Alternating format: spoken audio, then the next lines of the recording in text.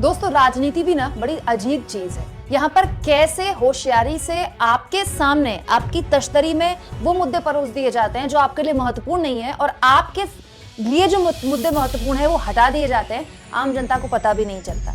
141 सांसद संसद के इतिहास में एक साथ एक सत्र के लिए निलंबित कर दिए गए, इस पर गोदी चैनल नहीं उछले। संसद की सुरक्षा में सेंधमारी हो गई बीजेपी के एक सांसद के पास इशू करने के चक्कर में, इस पर पूरे के पूरे चैनल चुप रहे।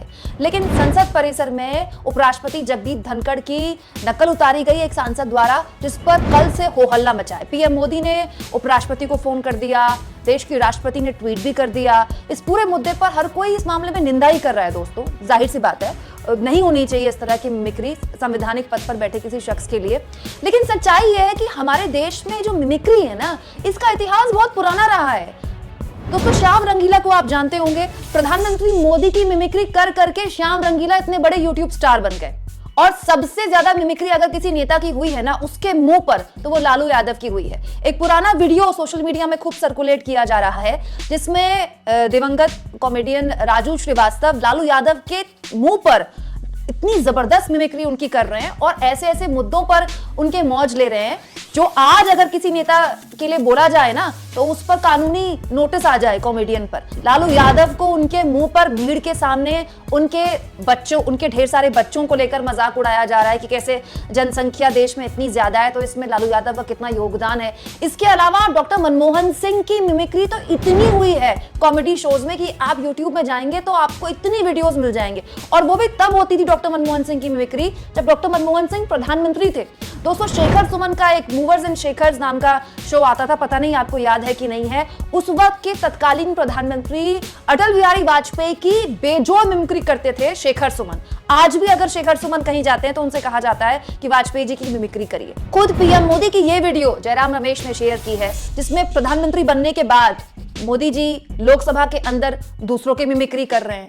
लेकिन देखिए ये सारी बातें भुलाकर आज मुद्दा क्या बना दिया गया है कि उपराष्ट्रपति की नकल उतारी गई, भारी अपमान हो गया।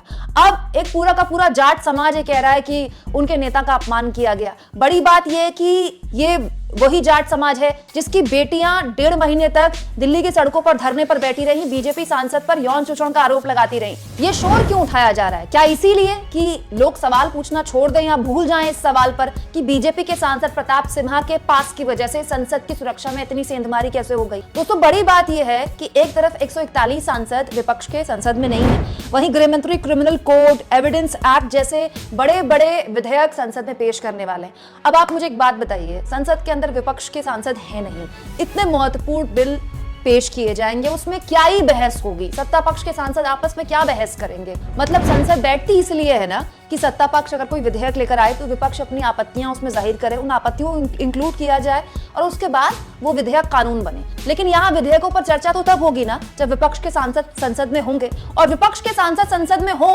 इस पर बहस ही नहीं हो रही है। बहस इस पर हो रही है कि किसने किसकी नकल उतार कर किसने कैसा अपमान कर दिया। दोस्तों इसे कहते हैं राजनीति में कैसे असल मुद्दों से ध्यान भटकाया जाता है, वो भी इतनी होशियारी से कि जनता को पता ही नहीं चलता। दोस्तों आप इस मुद्दे पर क्या सोचते हैं? कमेंट बॉक्स में जरूर लिखें और जितना हो सके चैनल को शेयर भी करें और सब्सक्राइब।